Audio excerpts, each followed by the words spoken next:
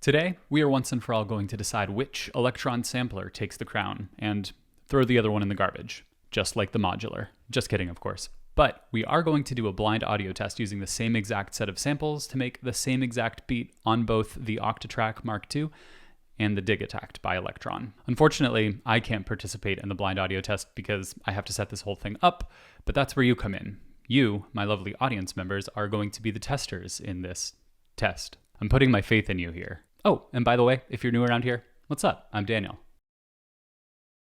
So I've written a quick beat, like I mentioned, using the Bath Splice sample pack, and painstakingly sequence it twice, once on the Digitakt, once on the Octatrack, for the integrity of objective musical science. So we'll have two rounds here. The first is very cut and dry. I just sequenced the samples as is. I did not modify any parameters on either device.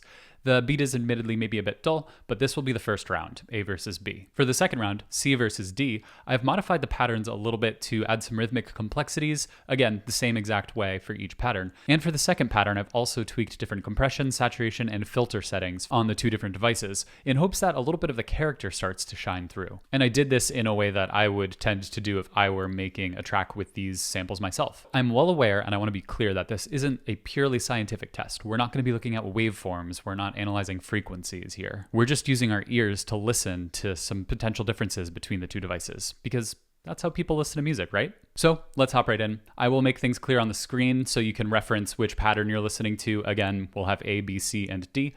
A and B is going to be pattern 1, and then C and D is going to be pattern 2. On either the Octatrack or the Digitakt. And feel free to bounce around using the chapter markers to compare the different sounds as you see fit, and hopefully you have a decent set of speakers or headphones. If not, maybe you'll still be able to tell a difference on your phone speakers or laptop speakers. We'll find out. For fun, let me know down in the comments some of your thoughts as you listen. Which do you think sounds better between the two sets? Is there anything in particular you really enjoy or don't like about any of the patterns? Do you have any guesses as to which is which? And no changing your answers. YouTube lets me know when you edit your comments, so I'm watching. Okay. Let's get on with the test.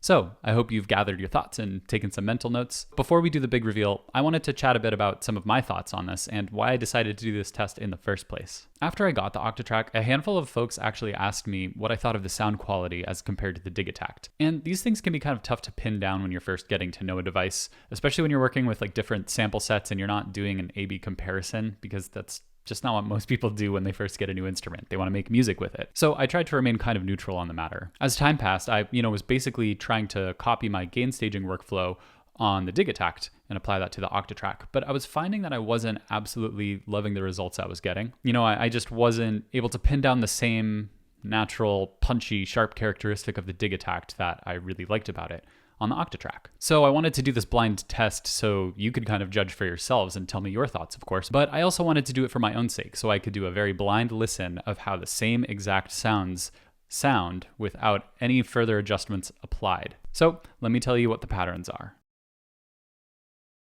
Did you pass? Did you fail?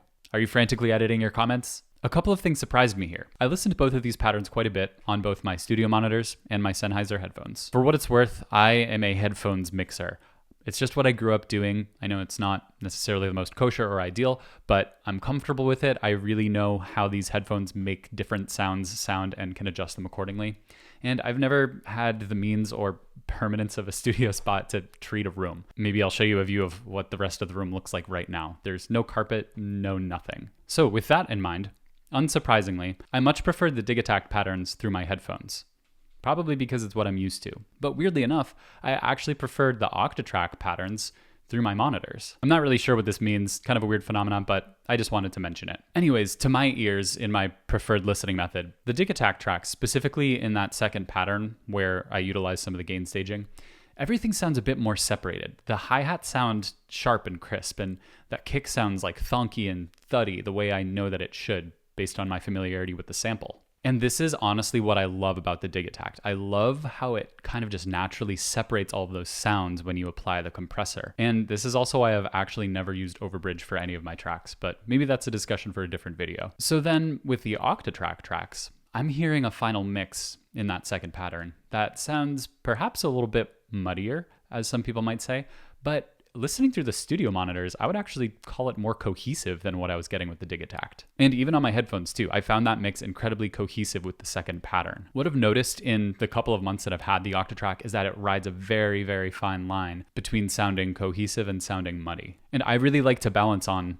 a saturation tightrope. That's one of the reasons I love the Digitakt's overdrive so much. It has so much headroom that you can apply it to each individual track before it actually starts to distort. So you get all these varying levels of sort of like sparkly clarity and compression before it actually starts to distort. Whereas the primary means of saturation that I'm using on the Octatrack is the filter distortion, because I put a filter on almost every track, and the distortion is just part of that effect set. But it starts to break up really quickly. And to my ear, that breakup that it provides occupies a very, kind of specific range in a mid-low frequency. Again, not being scientific here, I'm just trying to describe what I'm hearing. So it can get pretty hairy pretty quickly, especially when you layer it across all of the tracks and that distortion starts to stack up. So this is what I've been doing on the Octatrack because it's what I've done on the Digitakt. And if this experiment has taught me anything, I guess it's taught me that that might not necessarily be the best way to go about things, which seems obvious, right? The Octatrack is its own instrument and it should be approached differently than the Digitakt. And especially going back to some of the tracks that I've made with it, they definitely have a unique sonic characteristic that's kind of consistent across all 3 or 4 of them that I've made so far. So yeah, I'll just have to tread more carefully and treat it like its own instrument. All of that said, I genuinely think the two sound pretty similar when you compare those dry patterns from the first set. And feel free to disagree with me. As I mentioned, I am admittedly not an audiophile. I'm just trying to make music with my ear to the best of my ability so that people can enjoy it. This has been a super fun and surprisingly informative process for me, and it's going to change my approach to how I do my gain staging on the Octatrack. If you're interested in more of these sort of blind audio tests, let me know. I think the short format is really concise, but it can be kind of helpful to hear something that is kind of sonically rich in a lot of frequencies, which is what I aimed for. The only problem is I don't have a ton of other samplers or synths or devices to do this with, but if you're really interested and enjoyed this, I can see what I can get my hands on. Furthermore, you can check out some of my tracks here to see if you can pick out some of those key differences in the sonic characters of the gain staging of the 2 different devices. I have a bunch of different jams on my playlists here. Check them out if you want. And again, please let me know your thoughts on this if you haven't already. I do try to keep up with comments as much as I can, and I always have a really good time chatting with you all. Y'all tend to have really good insight and perspective on the things that I like to talk about. So I'd love to hear more about your applied real-world perspective because everyone's setup is going to be a bit different. As always, before we go, if you're interested in supporting the channel in any way, the best way to do so is on my Patreon, patreon.com/slowhaste. I'm currently looking for more students, so if you're interested in any lessons for, beginner Octatrack stuff, more advanced Digitakt and OP1 material, and even beginner modular stuff, I can talk you through that even though I sold off all of my synths. I'd still love to do some chatting to help you get started with that if you're interested. All of the links in the description of the video below, as always, for social media, music, etc., etc. But yeah, that's it for today. As always, thanks so much for stopping by. I hope you enjoy your day. Peace.